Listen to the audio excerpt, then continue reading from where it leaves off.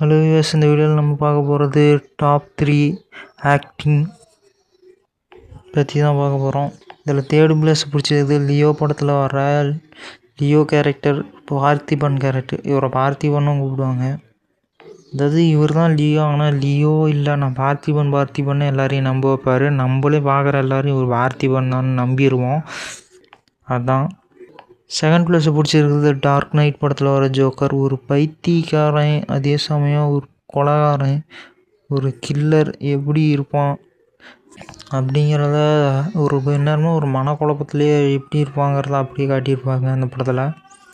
ஒரு சைக்கோ கொலைகாரனோட ஆக்டிங்கை காட்டியிருப்பாங்க இந்த படத்தில்.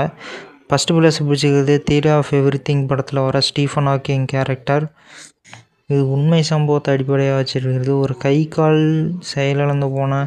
உடல் செயலிழந்து போன ஒரு சயின்டிஸ்ட், அவரோட கேரக்டர் எடுத்து நடிச்சிருப்பாங்க.